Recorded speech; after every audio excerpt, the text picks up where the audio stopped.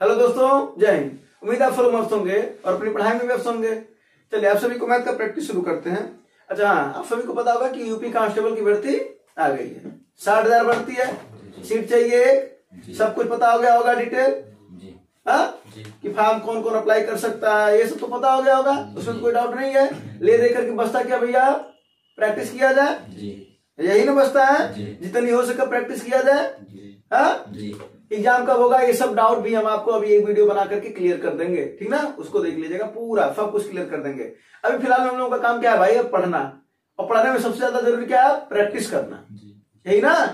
तो हम लोग सबसे पहले मैथ का प्रीवियस ईयर क्वेश्चन देखा जाएगा, ठीक है।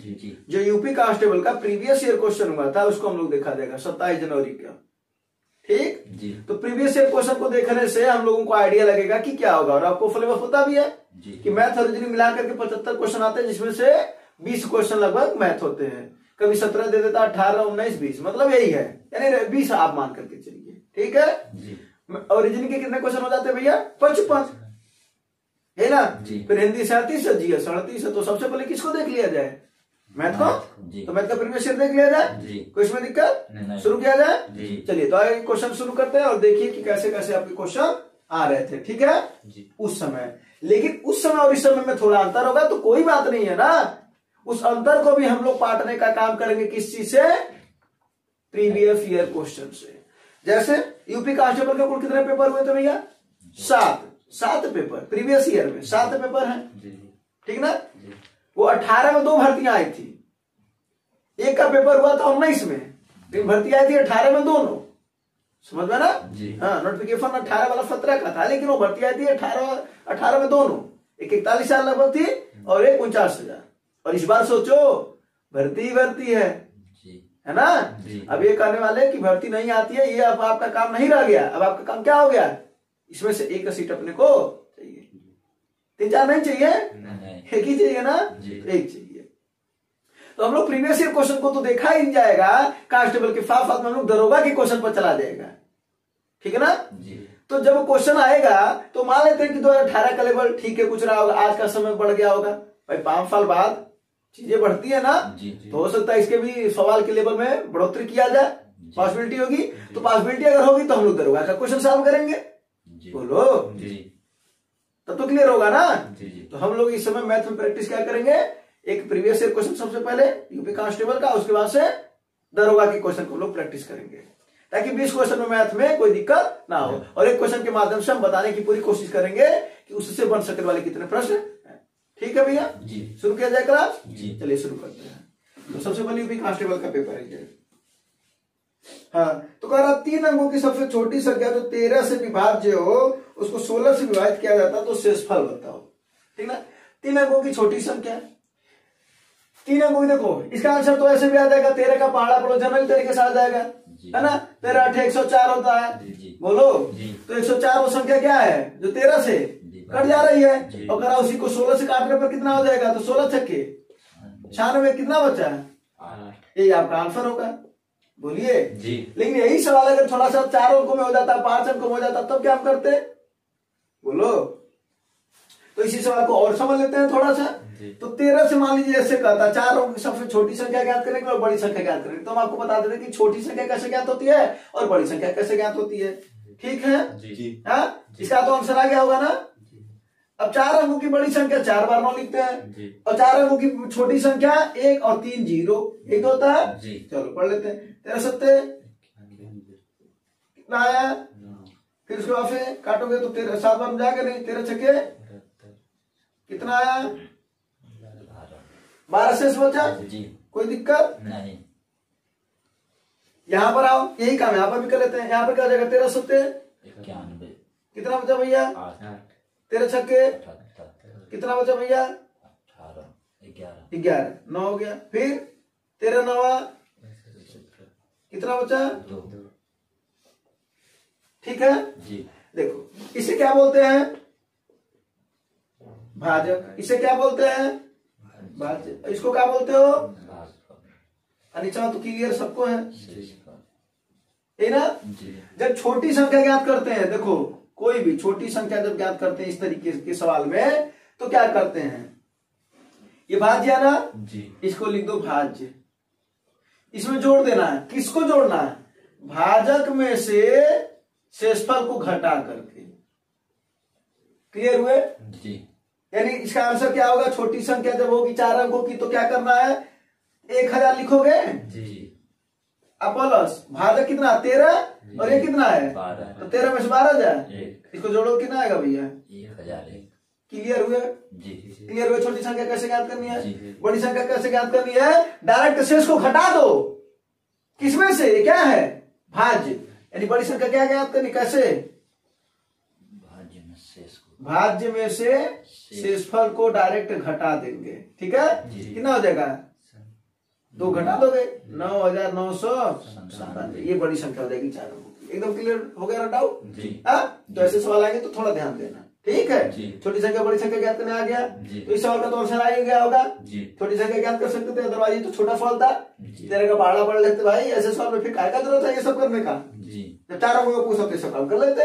जी। ठीक है? जी। हाँ जी। कोई दिक्कत नहीं। वो अगर यही 4 अंकों पर सवाल दे दिया होता तो 13 से 1000 एक तो कट जाएगा। जी। जी। हाँ जी। फिर तो क्या करते हम 16 से, 16 से काट दो। फिर जो शेष पर बचता वो आंसर होता है। जी। 4 अंकों का पूछता तो ये होता, जी। जी। और उसके बाद से क्या करते 9997 को 16 से काट देते, जो बचता वो आंसर होता।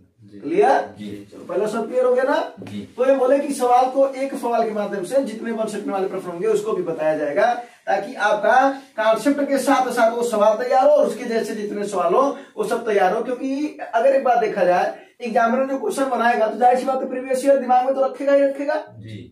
बोलो जी। तो एक बार अगर ये क्वेश्चन बनता है तो पॉसिबिलिटी है कि शायद वो दूसरी क्वेश्चन बनाए तो उसी से संबंधित भी बना सकता है, उसी जैसा बना सकता है, या उसी के चैप्टर से सवाल ले सकता है। उन सभी बातों को हम लोग देखा जाएगा। बोलो हाँ या नहीं? जी। तो और दूसरा क्वेश्चन देखते हैं। 65 के वर्गमूल की गणना की जाती है। 65 61। अब बताओ 65 61 किसका वर्गमूल है? 81 का। किसका वर्गमूल है? 81 का। ठीक है ना? जी। वर्गमूल निकाल ले होगे, जी। काटने आता ना? जी। जी। गुणनखंड में था। जी। तो इसका 81 है। अब क्या कर रहा है वो? अपने स्वयं के वर्गमूल द्वारा विभाजित होता है। इसका वर्गमूल कितना है? 9। और इसी से करा विभाजित होता है। तो बताओ इसका आंसर कितना होगा, परिणामी कितना होगा? ठीक है? अब ध्यान दो, ये संख्या स्वयं के वर्गमूल, किसका वर्गमूल कितना है? 9 है ना? और 9 से इसको काटोगे तो कितना आएगा? 9। तो इसका आंसर कितना हो जाएगा? 9।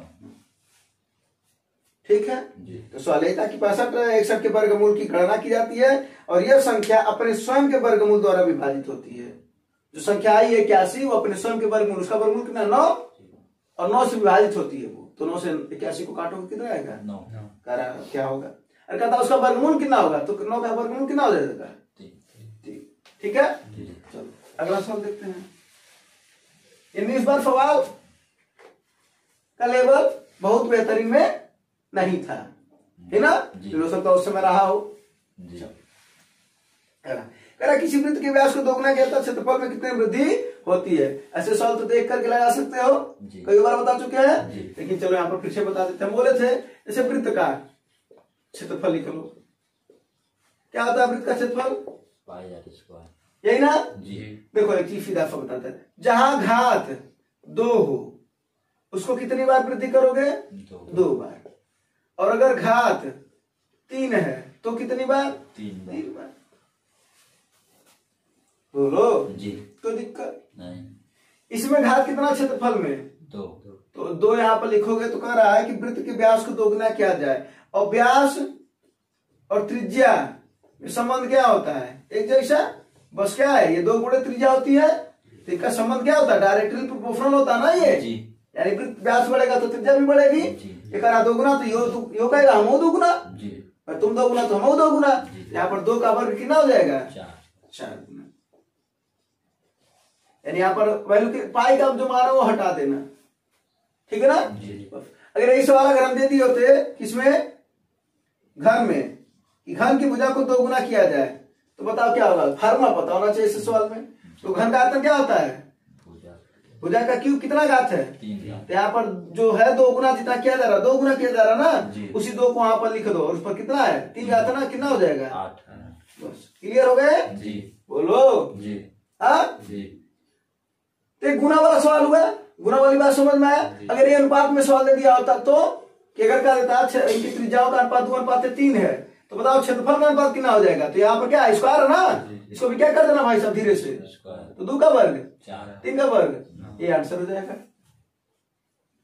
फार्मूला पता होना चाहिए, समझ में आया। अगर हम तुम्हें समझाने की कोशिश कर रहे हैं तो ए बराबर ऐसे लिख लो b² c/d। अगर ऐसे समझो तो क्या हो जाएगा, अगर b को अगर हम कर दो 2 गुना तो कितना हो जाएगा, स्क्वायर हो जाएगा। c को कर दे आधा, इसको आधा कर दो। d को कर दे, इसको भी 2 गुना कर दो। कर दे बाद में a में बताओ कितना परिवर्तन होगा, इसी को सॉल्व करोगे जो आएगा वही तुम्हारा क्या होगा, परिवर्तन होगा। तो देखो इसको सॉल्व कर ले जाए, 4 गुणे 1/2 से 2 दूना 4, 2 से 2 कट जाए, कितना आया 1, यानी कोई परिवर्तन नहीं रहेगा, वही रहेगा, है ना। सवाल में यहां से आता है, तो इस बातों को समझे कि नहीं जी। और अगर वहीं पर कह दे ये अनुपात हुआ, अगर इसी का अनुपात दे दे, कह दे ये b 2:3 है, हम ये मान करके चल रहे हैं, कोई फार्मूला जो आता ना ये मान करके चले कि एक फार्मूला है ये, एक कह देता 2:3, एक कह देता 3:2 और एक कह देता 1:4 मान लो, तो क्या होगा इसमें, इसके अनुपात में क्या आएगा। तो क्या कर लोगे, b का स्क्वायर कितना हो जाएगा 4/9 गुणे c पर एक का आधार क्या हो जाएगा 3/2 अब 1/4 3 त्रिका 2 दूना ऊपर कितना है 2/3, 3 का इधर गुणा होगा 4 दूना 8/3, यानी कितना अनुपात आएगा एक का 8/3। ठीक है। परसेंटेज में अगर यही सवाल देता है तो अगर 2 घात रहेगा तो 2 बार वृद्धि करना, 3 घात रहेगा तो 3 बार, यानी कहता है कि वृत्त के क्षेत्रफल में 10% की वृद्धि कर दी जाती है, तो बताओ सॉरी त्रिज्या में 10% की वृद्धि कर दी जाती है, तो क्षेत्रफल में कितना वृद्धि होगा, तो 2 बार क्या कर देना वृद्धि कर देना। 2 बार वृद्धि मतलब मूल कितना मान लेना 100, पहला वृद्धि 10 का करोगे तो 110 ना हो जाएगा भैया, एक बार और करोगे तो फिर 110, इसी को सॉल्व कर लो, 11 ही हम 121। अब बताओ पहले क्षेत्रफल कितना था, अब कितना हो गया, 121। कितने की वृद्धि हुई 21। ठीक है। 3 बार करेगा तो 3 बार कर देना, लेकिन कब 3 बार, इसमें जब घटवा दुई है तो दुइया बार ना वृद्धि होगा। और वही अगर घन रहता तो 3 बार, गोला रहता तो गोले का तो क्या होता 4/3 पाई r क्यूब। तो त्रिज्या में अगर 10% की वृद्धि करेगा तो 3 बार ना वृद्धि जाएगा, बोलो। अब शंकु का कहा देता तो शंकु का फॉर्मूला क्या होता है आयतन का है, अगर एच में कोई परिवर्तन ना हो तो नहीं करोगे तो हम नहीं करेंगे, दिक्कत क्या है। अगर r की में 10% की वृद्धि हो जाए तो बताओ क्षेत्र उसके आयतन में कितना % की वृद्धि होगी, तो 2 बार ना करेंगे 21% होगा, नहीं समझे। तो परसेंटेज वाला भी यानी 3 सवाल तुम्हें बता दिए, एक तो गुना वाला, एक अनुपात वाला और एक परसेंटेज वाला। समझ में आया बात है तो एकदम क्लियर हो जाएंगे, ठीक है ना जी। हाँ अगला क्या था सवाल जी, अगला सवाल तो हम बिल्कुल नहीं बताएंगे, तुम ही लोग बताओगे इसका आंसर, हम मात्र आंसर लिखेंगे, तुम लोग आंसर बताओ इसका। एकदम टुटपुजिया सवाल है, टुटपुजिया समझते हो क्या होता है, देख करके बस तुरंत रख करके आंसर आ जाए।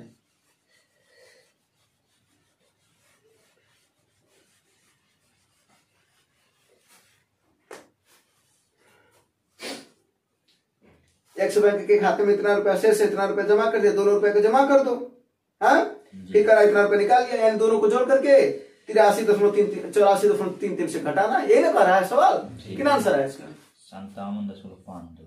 57.52 बस बात खत्म, ठीक है। ये इसका सवाल का आंसर लगाना पड़ेगा खा नहीं, इतना रुपया था उसके में, तुम्हारे खाता में 100 रुपया था, तुमने 10 जमा कर दिया, कितना हो गया 80 रुपया निकाल लिया, अब कितना रह गया 30।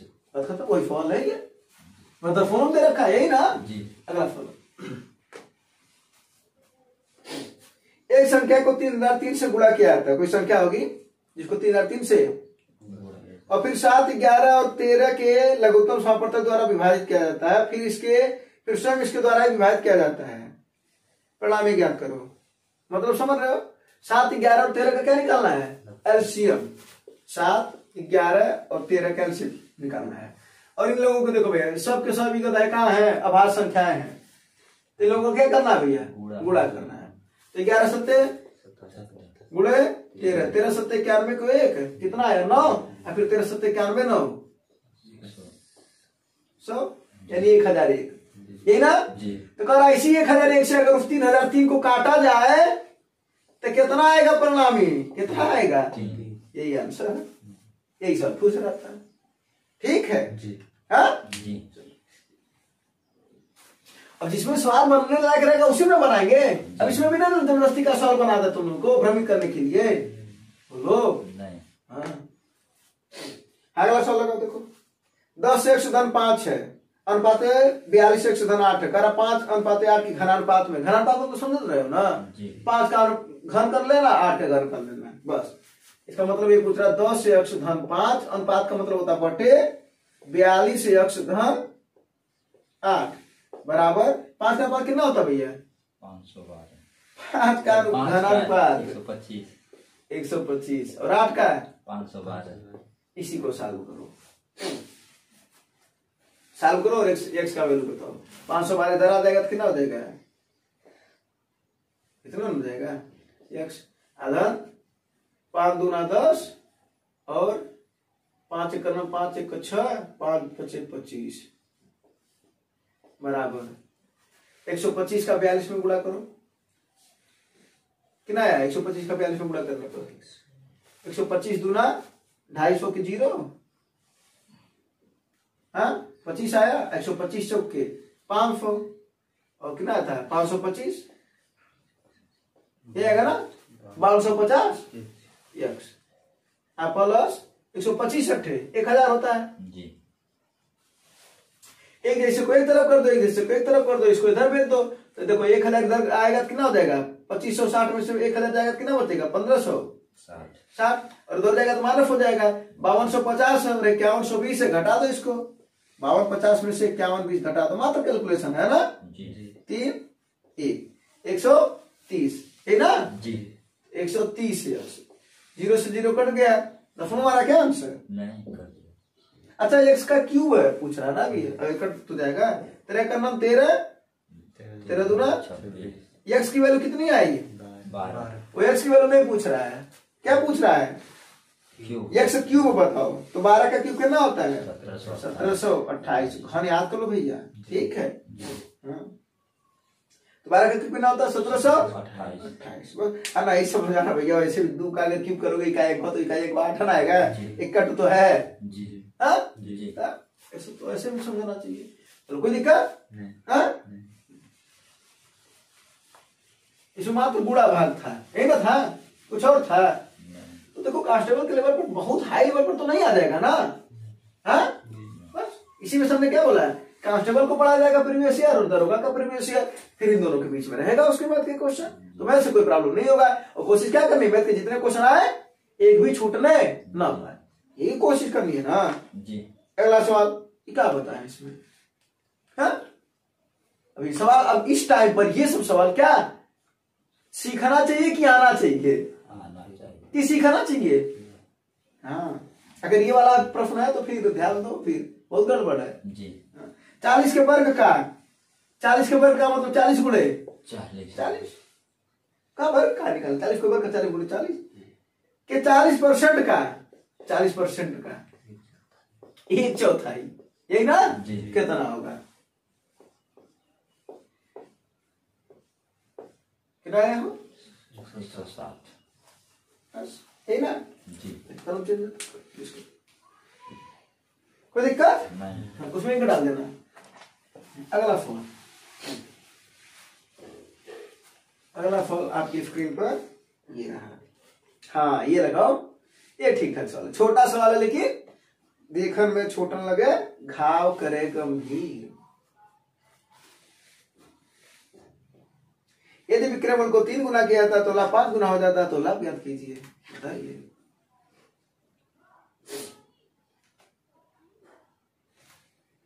देखो ऐसे सवाल में 2 बातें की जा रही है, पहली बात दूसरी बात। एक बार पहले बात की लाभ हो रहा है और एक बार दूसरा लाभ हो रहा है, हो रहा ना? लाभ 1 लाभ 2। और कहीं कहीं कह रहा है कि ये क्या है बराबर, क्योंकि जब विक्रम को 3 गुना किया था तो लाभ 5 गुना हो जाता है माने बराबर है ना? बोलो जी। अब देखो लाभ क्या होता है, लाभ का फार्मूला क्या होता है? विक्रय minus selling price minus cost price, यानी विक्रय मूल्य माइनस क्रय मूल्य। जी। लाभ को क्या किया गया है? 3 गुना विक्रय मूल्य वही है, विक्रय मूल्य सॉरी क्रय मूल्य वही है, जी विक्रय मूल्य को ना 3 गुना किया गया, क्रय मूल्य को तो कोई डिस्टर्ब नहीं किया गया ना, तो मत करो ना। जी पहली बार समझ में आई। जी जी दूसरी बार में क्या हो रहा है, लाभ 5 गुना हो जाता है, लाभ बराबर होता क्या है, एसपी माइनस सीपी ना, जी। कितना गुना हो गया है, 5 कितनों की बात समझ में है। जी हमने बोले सवाल बुलवा रहा है, जी कह रहा है कि लाभ और बराबर लाभ पे तो क्लियर है कि करा हो जाता है, और उसके बाद से क्या हुआ है, जब लाभ और कैसे कब बराबर होता है, अपने आप थोड़ी बराबर हो जाएगा, कुछ हमको करना पड़ेगा, 3 5, वही 3 5 किया है, क्या किया है, 3 इधर किया है, 5 उधर किया है ना, 3 5 करना समझते हो ना, जी हाँ हिंदी में तैयार कर ले रहा ना। तो 3 किया है, सेलिंग प्राइस को 3 गुना, बाद में लाभ 5 गुना हो जा रहा है, तो 3 एसपी माइनस सीपी पर कोई परिवर्तन नहीं हो रहा, 5 एसपी माइनस सीपी ये लाभ होता है, क्लियर हो। इसी को सॉल्व कर दो, क्या हो जाएगा भैया, 3 एसपी माइनस सीपी बराबर 5 एसपी, हाँ 5 क्लियर नहीं हो रहा हो हमारा, 5 क्लियर है तुम लोगों को, 5 हाँ इसको ऐसे कर रखा है एसपी को, 5 SP minus 5 CP, SP SP एक तरफ, सीपी सीपी एक तरफ, जी इनको उधर में देते इनको इधर में देते, तो 5 इधर आएगा कितना हो जाएगा, अरे हाँ वो 6 कर रहे हैं, 5 में से सीपी जा 4 सीपी, इधर हो जाएगा तो कितना हो जाएगा, 2 एसपी 2 एक का नाम तो 2 दूना, 4 तो क्या हो जाएगा इधर 2 बटा 1, और सीपी को इधर पे तो क्या हो जाएगा एसपी बटा सीपी सीपी, क्लियर हो। जी अब तुमसे हम एक तो प्रश्न पूछते हैं, तुम कोई कलम खरीदने गए, कास्ट प्राइस 1 रुपया पड़ा, और तुमने उसको बेचा कितने रुपए में, 2 रुपए कितने रुपए का लाभ हो रहा है, 1 रुपए कितने में और अलग हुआ, 1 रुपए गुड़े 100 कितना आंसर आया, 100%। कितनों को बात समझ में नहीं समझे, हाँ नहीं समझे, समझे नहीं समझे, अच्छी बात है ना, 1 रुपए का और ऐसे भी सब दिख रहा है, सीधा सीधा 100% हमारा फायदा हो रहा है, जी हाँ जी लागत तो आ गई हमारी, एक के बराबर फायदा भी हो रहा है, यानी 4% के बराबर फायदा हो रहा है। अगला सवाल लगाओ, यू नहीं बताएंगे, अगला फल मिटाते हुए आंसर आ जाना चाहिए, और डस्टर चला के मारेंगे,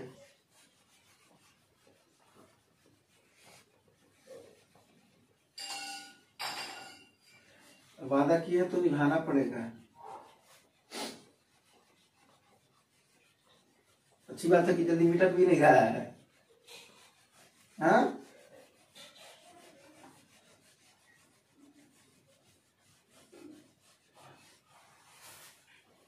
काला वाला देना है, जल्दी मिटकता नहीं है।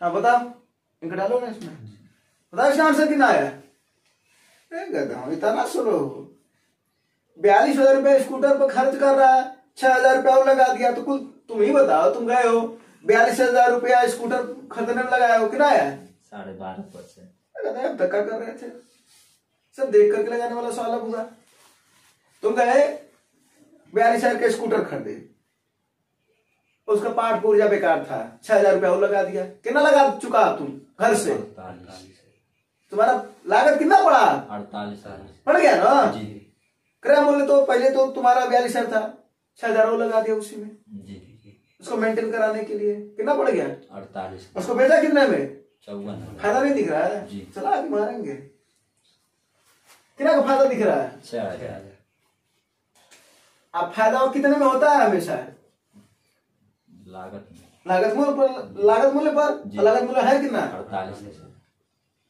बोले 100 कर दो, परसेंटेज आ जाता, 3 जीरो से 3 जीरो लपटा गया, 6 बर 48 ना, 100 बटा 12 कितना, 6 8 48 करा, 6 बर 6 8 48, तो 100 बटे 8 इक्वल टू 12.5%, 100 बटे 8 अर्थात 1 बटे 8, 1 बटे 8 के वैल्यू 12.5%, यही ना, हाँ अगला सवाल लगाओ, अगला सवाल लगाओ सवाल, अरे बाप रे बहुत कठिन सवाल आ गया ये वाला, 110 रुपए की लागत वाली एक वस्तु 104.5 रुपए में बेची गई है, कितनी छूट दी गई थी, देख लेना कोई कठिन सवाल तो ना हो, हाँ लग रहा है कठिन सवाल है, अरे 110 रुपए की चीज थी, क्या बोला है, कितना छूट दिया गया हमको पता नहीं है, इसी पर तो छूट मिलता है जी। लेकिन भाई कितना में बेचा जा रहा है 104.5, यही ना। जी। अब इसी को सॉल्व करना है तो क्या हो जाएगा, 0 0 पहले काट दो, 10 का इधर गुणा कर दो, कितना हो जाएगा 1045। 1045। अब 11 से इसको काट दो, कटवा करेगा जी। 11 9 99, 11 25 है ना जी। 95 इधर आएगा, 1 सुधर जाएगा तो इसकी वैल्यू कितनी आएगी 5%। यानी कितना डिस्काउंट 5% है ना जी। अगला फल लगाओ। अगला फल अच्छा सवाल है और इसमें कई चीज बता देते हैं। इसमें बताने वाली चीज है, कभी भी अगर चक्रवृद्धि ब्याज का अगर दर पूछेगा, ठीक है ना, हाँ ध्यान दो, पहली बात ध्यान दो, समय का अंतर, ध्यान दो इस सवाल पर, लगाओ मत सभी लोग, इधर देखो, समय का अंतर कितना रहे, अगर 1 वर्ष रहे तब क्या करना है, दूसरा समय का अंतर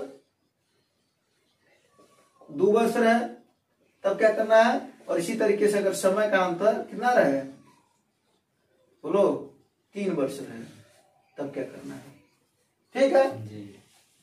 समय का अंतर यहां पर जरा देखो क्या कर रहा है, 2 वर्ष में 1600 जी। और 3 वर्ष में 1680। 1680, कितने समय का अंतर है इसमें, 1 वर्ष का। और ऐसे सवाल में कभी भी दर ज्ञात करने के लिए अगर बात करें, ठीक है, तो करते क्या है जरा देखो, एक बड़ा मतलब तुम्हारी भाषा में मानफर बता देते हैं, तुम्हारी भाषा में दर ज्ञात करने के लिए क्या करना है, बड़ा माइनस छोटा, यानी दोनों का अंतर लेना है बटे छोटका वाला, आप परसेंटेज निकालते तो बड़े 100 कर दे, तो यही आंसर है तुम्हारा। यानी करना क्या, सवाल तुम्हारा देख करके आ जाएगा, यानी 1600 और 1680 का अंतर कितना हो जाएगा भैया, 80 बटे कौन छोटका वाला, यानी पहले वाला, पहले वाला है कितना 16 गुड़े 100 0000 16 25 80 से कितना रेट है, 5%। कोई दिक्कत हो तो बताओ, नहीं कोई दिक्कत है, नहीं। लेकिन अगर वही समय अगर 2 साल का अंतर हो जाए तो क्या करोगे, हाँ तो तुम्हारा 2 साल का फल बना लेते हैं, करा 3 वर्ष में, कभी कभी ना इस सवाल को ना अलग तरीके देता, थोड़ा अलग तरीके देता सवाल, 3.5 वर्ष में, ठीक है ना, 3.5 वर्ष में कोई राशि है वो 169 रुपए हो जाती है, कितना रुपए 169। और 5.5 वर्ष में वही राशि, ठीक है जी। कितनी हो जाती है 196 रुपये, कितनी 196। तो पूछ क्या रहा है, दर बताओ, क्या बताओ दर। अब ये इतना खतरनाक सवाल तुम लोगों के लिए हो जाता देखने पर कि कैसे आएगा ये ना, इसमें समय का अंतर कितना भैया 2 वर्ष, कितना है 2 वर्ष। इतना से सवाल को समझे ना, 2 वर्ष अंतर जी। एक लाइन इससे, जैसे मान लो यहाँ पर है, एक कदम पीछे आना है, क्या करना भैया पीछे आना। 2 वर्ष का अंदर अगर अंतर रहेगा तो उन लोगों को अंडर रूट में लेना है, क्या करना है अंडर रूट में। क्लियर हो जी। तो इसको क्या कर लो, इसको अंडर रूट, तो इसका अंडर रूट कितना हो जाएगा 13 और इसका कितना हो जाएगा 14।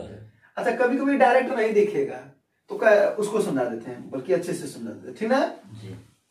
तुम्हें करना क्या है, इसको अंडर रूट में ले लेना है, 169 बटा 196, कभी कभी डायरेक्ट नहीं दिखेगा, काटने के बाद वो आएगा, और क्या दिखेगा वो निश्चित ही वर्गमूल होगा किसी न किसी का, बोले ना, जैसे तो दिखने से दिख रहा है, लेकिन कुछ ऐसा होगा जो नहीं दिखेगा, तो काटने के बाद से आ जाएगा भाई, नहीं समझ रहा क्या बात, अभी मान लो इसमें 3 का गुणा कर दो, इसमें भी 3 का गुणा कर दे रहे हैं, तो कुछ और आगे आता कि नहीं आता, तो उसको हम जब 3 से काटते तो ये आ जाता कि नहीं आ जाता, तो अंडर रूट होता ना वो किसी न किसी का, वही बोल रहे हैं। 2 साल का अंतर रहेगा तो किसी न किसी का अंडर रूट होगा, और 3 साल का अंतर रहेगा तो किसी न किसी का क्यूब रूट होगा, ठीक है। लेकिन इसके से आया ये 13 का, और कितना है 14। बस अब तुम्हारा फल पहला वाला हो गया। अब पहले वाले फल में अंतर क्या करते हो, बड़ा माइनस छोटा, 13 और 14 का अंतर 1, उसके बाद से छोटा गुणे 100 बटा 13 कितना होता है 13 सत्ते 91, 9/13, 709 बटा 13%, 10 निकाल लो वो तो, है ना, कोई दिक्कत नहीं समझे। अब ऐसे ही आंसर दिया रहता, सही बताना, देख करके हम लोग छोड़ देते कि बड़ा अजीब टाइप का आंसर दिया है, और ये इधर ढाई अजीब टाइप का दे रखा था, हम कैलकुलेशन नहीं कर पा रहे थे। अच्छे से समझ लो तो कैलकुलेशन करने की जरूरत बहुत कम पड़ेगी। बात समझ में आया कि नहीं आया जी। हाँ बोलो। और जिन लोग पुलिस कांस्टेबल की तैयारी कर रहे हैं उनके पास वीडियो शेयर भी कर देना, थोड़ा लोगों का भी कुछ फायदा हो जाएगा। हाँ मिल करके कहीं थाने पर जाओगे तो और अच्छा लगेगा कि नहीं लगेगा? कि अकेले जाना चाहते हो मात्र, दोस्त भी चले जाते और अच्छा ना? जी हाँ ये बातें समझ में आई। उसी तरीके से इस पर सवाल हम बना लेते हैं। अगर कहता है कि 5 वर्षों में कोई राशि, ठीक ना, हो जाती है कितनी 1000, और वही 8 वर्षों में वही राशि कितनी हो जाती है 1728। ठीक है भैया। तो क्या कर रहा है, तो दर बताओ क्या करना है महाराज जी। हम लोगों को, इन लोगों को क्यूब रूट लेना है, यानी 1000 बटे 1728। 1000 किसका क्यूब रूट है? 10 का। और ये किसका है? 12 का।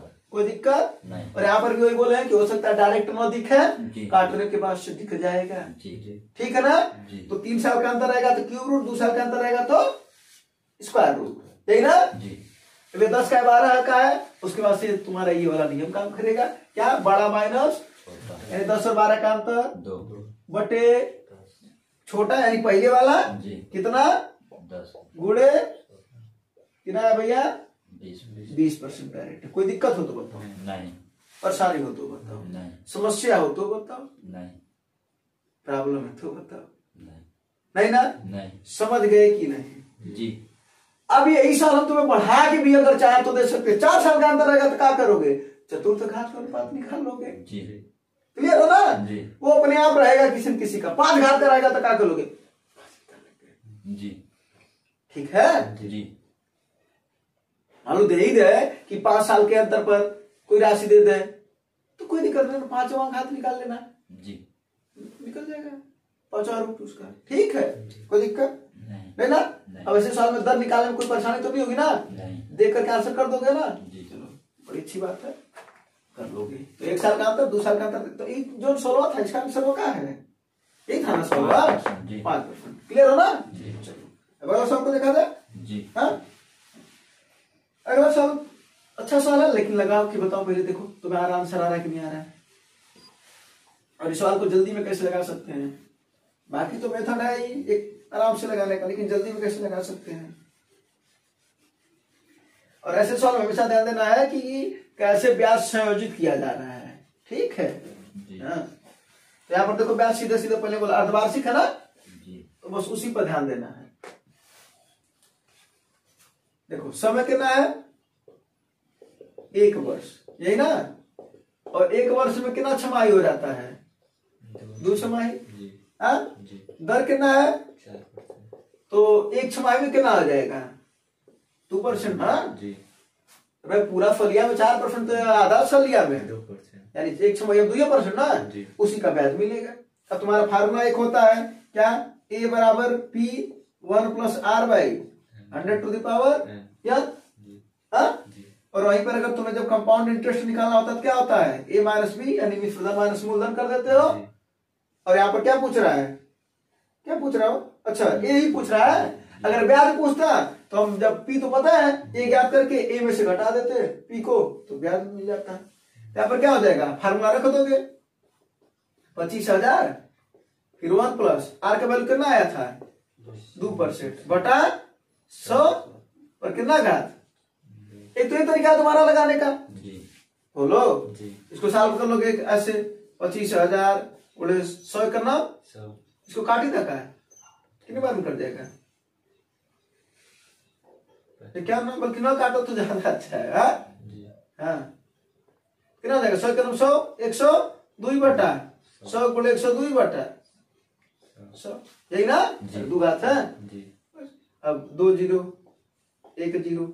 अब इन सभी का क्या करना है? गुणा करना है। 102 का वर्ग पहले ज्ञात कर लो। 102 का वर्ग कैसे ज्ञात करते हैं जानते हो?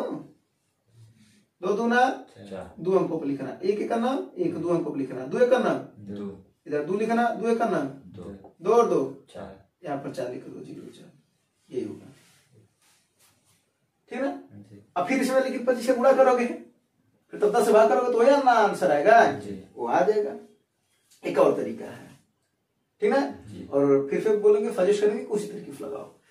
ये चीजें पता है कि नहीं है? जी जी। हाँ, आज जब हमको ये पता है कि 2 बार यहाँ पर 2 बार हमको ब्याज मिलेगा ना, एक फलिया में 2 बार ब्याज मिलेगा ना, छमाही कर रहे हैं तो 2 बार के लिए हम अपना परसेंटेज परिवर्तन लगा लो ना बोलो।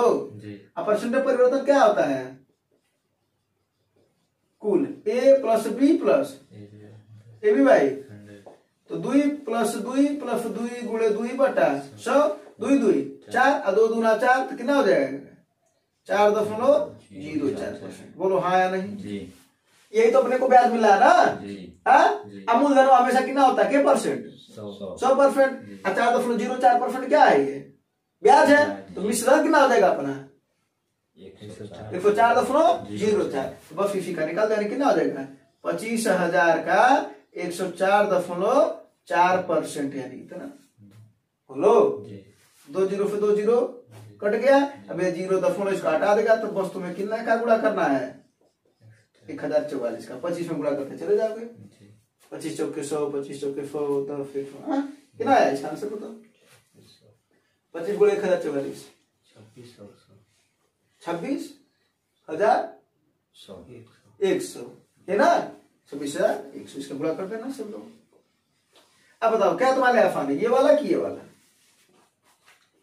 ये वाला सही है, ये वाला सही है? सोए रहते हो ये ना जी। कोई दिक्कत नहीं। तो अगर फल लगा तो दिक्कत नहीं है। तो अगर ये 3 बार आता तब क्या करते? तो 100 मान लेते जी। फिर अगला बढ़ाते चले जाते है ना। सब तो पता है। हाँ, बुलाने से है क्या? हाँ, वरना पता चले गुड़ा छोड़ दिए। चलो ऑनलाइन वाले बता देंगे। हाँ,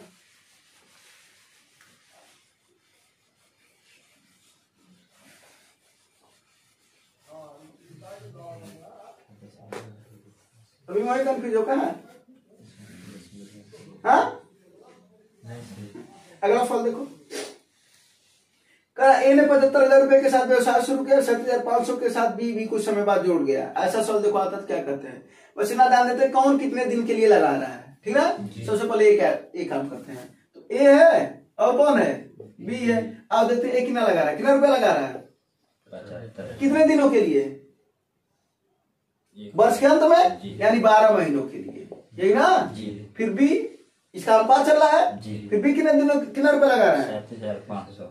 कितने दिनों के लिए हमको पता नहीं, मान लेते हम 100 दिनों के लिए लगा रहा है। और तुम्हें बता था, कहा जाता ना, ये तो बिजनेस का नियम है भाई, जितना लगाओगे उतना न पाओगे जी। जितना पढ़ोगे उतना न सफलता मिलेगा। मेहनत तगड़ा करोगे तो सफलता निश्चित है, नहीं करोगे तो फिर कैसे मिलेगा भाई? हाँ, ठीक है। मेहनत तो करना पड़ेगा, पुर्जा हिलाना पड़ेगा, तब जाकर के सिलेक्शन होगा। ठीक है। हाँ, फिर बाद में गम के आंसू दिखाने से कोई फायदा नहीं होगा। ठीक है। हाँ, 2 आंसू होता ना, खुशी का और गम का। देख लो कौन सा आने वाला है। मेहनत करे रहोगे तो खुशी के आंसू आएंगे। ठीक है। हाँ, तो हमें बस इतना काम क्या करना है? मेहनत करना है, वो भी बहुत अच्छे से। ठीक है। तो कहा जाता है जितना हम लगाएंगे उतना पाएंगे, यानी जो लाभ अनुपात होता है उसी रेशियो में चलता है। और लाभ अनुपात कितना आ रहा है? 3:1।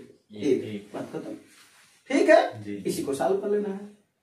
1 0 इससे कट गया। हाँ, 3 से कितनी बार में कट जाएगा? यही ना। हाँ, फिर ये 25 से कट जाएगा ना। 25 से करना 25 10 हो गया। और ये कितनी बार में कट जाएगा? 25 से करना 25 12 बचा 25 25 5 दूना 10 5 तिहाई 3 चौके 4 दूना 8। ये उधर जाएगा तो 1 से कितना हो जाएगा? 8। यही ना। अब ध्यान से समझना, 2 प्रश्न पूछा जा सकते हैं यहाँ पर।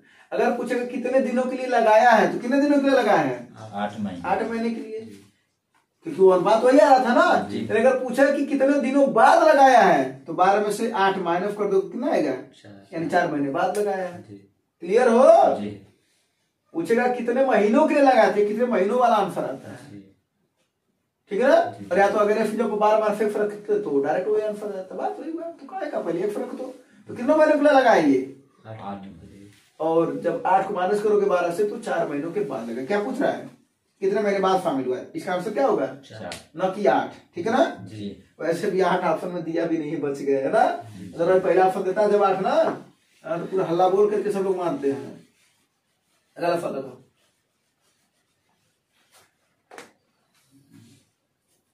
हाँ ये वाला देखो सवाल, अच्छा सवाल है। और ऐसे सवाल में तुम लोग को एकदम डायरेक्ट बता दे रहे संख्या ज्ञात करना तय करोगे, तो तुम लोग लगा तो बताएं।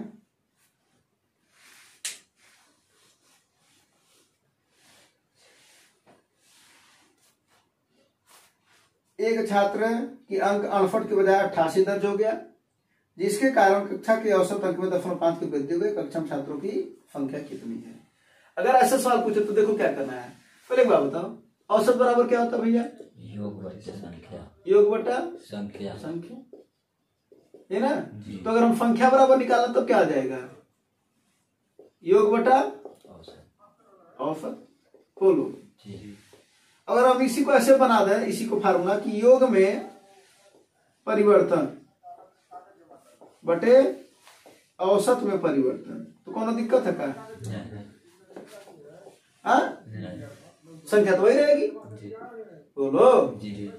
तो योग के में परिवर्तन कितना हो रहा है, 68 के बजाय 88 लिखा रहा है ना। जी तो 68 लिखाना था, तुमने लिखा 88, गलती किया ना। जी हाँ जी। कितने का गलती किया है, 20 उनका अंतर लेना है। बट अब में कितना परिवर्तन हो रहा है, 0.5 बस यही आंसर है, जी। ठीक है। ऊपर नीचे 10 का गुणा कर दो, कितना हो जाएगा 200 बटा 5 चौके कितना आया, संख्या कितनी है, 40। क्लियर जी हाँ।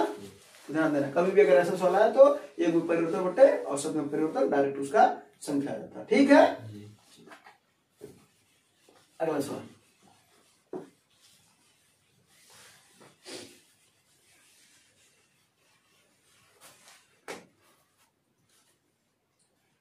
ए बी की तुलना में 2 गुना कुशल है, जो सी की तुलना में 3 गुना कुशल है। सी अकेले कार्य को 30 दिनों में कर सकता है, तो इसमें बहुत सारे सवाल हो सकते हैं। देखो पहले देखो ए बी और सी, ये दे रखा ना जी। कह ए बी की तुलना में 2 गुना कुशल है, जो कि सी की तुलना में 3 गुना है। अगर ऐसे सवाल कर रहा है, ठीक है ना, तो अंतिम वाले को 1 मानो। तो अंतिम कौन है, सी। अब सी से काम करो। अब देखो क्या कर रहा है, बी की तुलना में 2 गुना कुशल है, जो कि सी की तुलना में 3 गुना है, ठीक है ना। यानी सी की तुलना में ये कितना गुना है, 3 गुना। बी कितना गुना है, 3 गुना। और ए बी की तुलना में 2 गुना, तो ई कितना है, 6। बात तो स्पष्ट है जी। अब अपना काम कर लो। अब क्या बोल रहा है, सी अकेले कार्य को 30 दिनों में पूरा कर सकता है, तो पूरा कमा निकालना है जी। तो पूरा काम कैसे निकलता है, समय गुणे क्षमता। समय आया कितना, 30 के क्षमता इसका 80 का कितना है, 1। यानी पूरा कमो कितना है 30।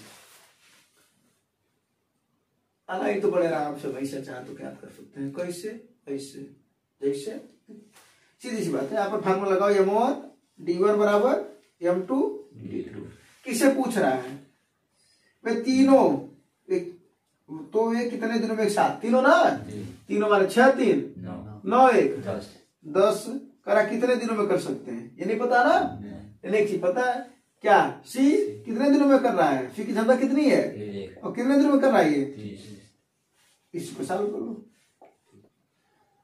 तो क्या आएगा, डी की वैल्यू 3, यही ना, यानी 3 दिन में वो लोग काम कर लेंगे। अगर वही पूछा होता बी कितने दिन में करेगा तो कोई दिक्कत नहीं ना, बी की क्षमता 3 है, पूछ रहा कितने दिन में करेगा, सी कितने दिन में किया था, एक जिसकी क्षमता थी 30 दिन में ना, तो क्या करेंगे 10, यानी डी कितने दिन में करेगा 10 दिन में।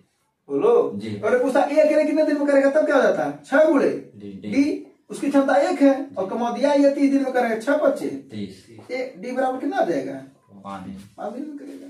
कोई दिक्कत नहीं, सबका पता चल गया जी। चल गया ना जी। कोई सारे सवाल बन सकते हैं। चलो अगला सवाल लगाओ।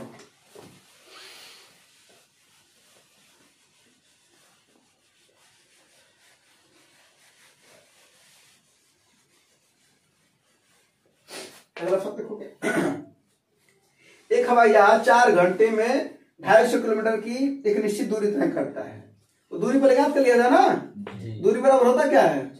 चाल गुना समय। चाल कितना हो? 250 किलोमीटर। समझिए कितना है? 4 घंटे। कितना आया? 1000 ना? जी हाँ जी। क्या पूछ रहा है कि 1 घंटा 40 मिनट समान दूरी को, माने यही दूरिया को जाने में उसकी गति कितनी होनी चाहिए? अरे भैया कोई दिक्कत नहीं। यानी चाल बराबर क्या होता है आप बताओ? दूरी बटा समय। और समय कितना है? 1 घंटा 40 मिनट। इसको कैसे लिखते हो जरा देख लो। 1 घंटा 40 मिनट, 40 बटे 60 कर दो घंटा में आ जाएगा। 20 दूना 20 तिहाई 3 एक करना 3 दूई 5 बटा 6। हाँ 3 सोए हो 5 बटा 6 करा 5 बटा 3 तो 3 ऊपर चला जाएगा ना। बस इस साल को 5 दूना 200 तिहाई 600 किलोमीटर प्रति घंटा। नहीं समझ में आएगा बात? भाई दूरी 1000 थी, इसको हमने बदल दिया घंटे में, तो 3 एक करना 3 2 5 बटा 3 5 बटा 3 बटा 3 ऊपर चला जाता है, ठीक ना? चलो अगर वही कहता कि कितनी स्पीड उसको बढ़ानी पड़ी तो 250 से कितना होगा? 600 कितना बढ़ा है? 350। हाँ 350। तो सवाल ही का आंसर ही हो जाता है, ठीक है ना? लेकिन ये पूछा ही नहीं है। चल अगला सवाल बनाओ। हाँ अगला सवाल में देखो क्या करना है। देखो इस सवाल को सुन लो पहले। जब बर्फ को कहा है कि ठहराव के साथ जाए और एक बिना ठहराव के साथ जाए, ठीक है जी। जैसे सवाल में कहना ठहराव को छोड़कर के एक बर्फ 45 किलोमीटर 1 घंटे 45 किलोमीटर जाती है, यानी इसकी चाल कितनी है? ठहराव छोड़कर इसकी चाल कितनी है बताओ? यानी जब रुकी नहीं रहे तो इसकी चाल कितनी है? 45 किलोमीटर भाई 1 घंटे 45 किलोमीटर था 45 किलोमीटर प्रति घंटा। और जब रुक करके जा रही है तब क्या हो रहा है इसकी चाल? 1 घंटे करा 36 किलोमीटर जा रहा था 36 किलोमीटर प्रति घंटा करा। बस बीच में कितने देर के लिए रुक रही है? बात रुक रही है ना? हाँ तो ऐसे सवाल में क्या करना है? देखो इन लोगों का अंतर ले लेना है। तो अंतर कितना हुआ? 9। और जो बिना रुके चल रही थी बिना रुके का चाल कितना है? गुड़े हाँ गुड़े 100% थोड़ी निकालना है। गुड़े 60 करोगे तो मिनट में आएगा कि वो बस कितने के लिए 1 घंटे में रुक रही थी, ठीक ना? तो 9 बचे 5 बार आई है, यानी 1 घंटा में कितना रुक रही थी वो? 12 मिनट, ठीक है? कोई दिक्कत? तो दोनों का अंतर बटे बिना ठहराव के यानी बिना रुके उड़े 60 कर दोगे तो पता चल जाएगा 1 घंटे कितने के लिए वो बस रुक रही है, ठीक है? हाँ जी।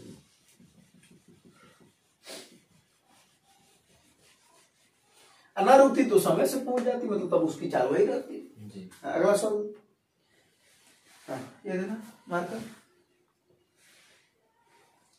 आयत की लंबाई वो वाला दो, काला वाला दो। आयत की लंबाई और चौड़ाई का अनुपात कितना है? 6 अनुपात 1। और आयत की क्षेत्रफल क्या होता है पहले बताओ, क्योंकि क्षेत्रफल पूछ रहा है ना जी। तो आयत का क्षेत्रफल क्या होता है? लंबाई गुणे चौड़ाई। क्षेत्रफल कितना दे रखा है? 6750। लंबाई का अनुपात कितना है? लंबाई चौड़ाई का 6 अनुपात 5। तो कितना हो जाएगा ये? 6000 और ये कितना हो जाएगा? कितना हो जाएगा? 6 1 से गुणे 5000 है ना जी। 6 5 30 ये 30 1 हो जाएगा ना जी। और हाँ सॉरी x स्क्वायर ना, x स्क्वायर 0 से 0 कट गया, 3 से इसको काटो 3 दूना 3 5 15 बराबर x स्क्वायर। तो कितना आ जाएगा ये? 15। x की वैल्यू कितनी? 15। इसको रूट में लोगे तो 225 का रूट है 15 का ना जी। अब x की वैल्यू 15 के क्या पूछ रहा हो? आयत की चौड़ाई और क्षेत्रफल का अनुपात क्या होगा, है ना? लंबाई कितनी होगी अगर देखा जाए तो? लंबाई 6 है ना, कितना हो जाएगी? 15 छक्के 90। ये लंबाई हो जाएगी। चौड़ाई कितनी हो जाएगी? 75, है ना? तो अब इसका क्या पूछ रहा है जरा देखो। इसका चौड़ाई ना जी और इसके क्षेत्रफल कितना है? 6750 का क्या पूछ रहा है? इसका अनुपात बताओ, है ना? चलो कर लिया जाए 25 तिहाई, फिर इसको काट दो, कितना हो जाएगा ये? 25 दूना 50, कितना बचेगा? 17 ना, 175 हो जाएगा। फिर कितनी बार में कटेगा ये? 7 बार में। हाँ जी। फिर 3 9 कितना आया ऊपर? कुछ नहीं बचा, नीचे क्या बचा? 90 1 बटा 90 यानी 1 अनुपात 90। कौन सा ऑप्शन? चौथा ऑप्शन जी, है ना जी। अगर पूछा होता कि इसके साथ अनुपात बताओ तब क्या कर लेते? हाँ 90 बटा 6750 0 0 कट जाएगा। 9 से इसको काटो, 9 फत्ते 63 63 कितना बचा 4 ना, जी। 9 बचे 48 कितना आता है 1:75 ठीक ना, जी। कोई दिक्कत। नहीं। अब ये क्या नाम है ये 19 वाला जो सवाल है, यानी लास्ट वाला जो सवाल है, लास्ट है ना और है? जी। नहीं ये लास्ट है, ठीक है ना जी। तो इस सवाल को तुम लोगों के लिए होमवर्क दे देना, इसको लगाना नहीं आएगा तो इसको हम तुम्हें कल बता देंगे। सवाल क्या है समझा दो एक बार, हाँ जी। समझा देंगे तो इसका आंसर दे देना। 11 द्वारा विभाज्य सबसे छोटी 4 अंकी संख्याओं के अंकों का योग 13 द्वारा विभाज्य सबसे छोटी 4 अंकी संख्याओं के योग का गुणनफल क्या होगा, ठीक ना जी। वही बता रहे थे ना जी। अभी जी। क्या 11, चलो बता ही देते हैं, ठीक ना। 11 से क्या करा 4 अंकों की छोटी ना, जी। तो 4 अंक छोटी कौन है 1000 तो क्या करोगे 11 नवा 99 कितना बचा 0 उतारोगे यहाँ पर तो यहाँ पर भी 0 तुम्हारा उतरेगा ना, जी। यानी इसका शेष कितना बच रहा है ना बचेगा, जी। बोलो जी। जी। 1 बचेगा, अरे ये 10 बचेगा, ठीक है इसका शेष कितना बचेगा, हाँ 0 बोल गए तो कितना शेष बचेगा इसका 10 बचेगा। जी। अब देखो छोटी संख्या ज्ञात करने के लिए क्या करते हो, छोटी पूछ रहा ना, जी। बोले थे ना अभी जी। भाज्य में से भाजक और शेषफल को जोड़ोगे भाज्य में से, अरे भाई भाज्य में क्या करोगे जोड़ोगे ना किसको भाजक माइनस शेषफल को, कितना आ जाएगा ये 1000 प्लस 11 में से 10,000 कितना आएगा 1000। वैसे भी एक साल में तुम अभी थोड़ी देर पहले सॉल्व कर चुके होगे, 7 11 और 13 जी। का जो एलसीएम निकाले थे 1001 आया था जी। तो वहां से भी याद होना चाहिए। यानी जब 13 का निकालोगे तो उसका भी कितना आएगा 4 अंक सबसे छोटी 1000, ठीक है जी। तो क्या कर लोगे भैया करा इसके अंकों का योगफल कितना है ये 2 अगर इसके अंकों का योगफल कितना है 2 अगर इसी का गुणा करो कितना आएगा 4 यही पूछ रहा था, ठीक है जी। क्लियर हो, जी। कोई दिक्कत है परेशानी है नहीं। समस्या है नहीं। कोई डाउट नो नहीं है ना, नहीं। तो उम्मीद है ये चीज आपको समझ में आएगा और आप लोगों को भी शेयर कर दीजिएगा अपने दोस्तों के पास, अपने पुलिस दोस्तों के पास, ठीक है ना। जी। धन्यवाद, जय हिंद।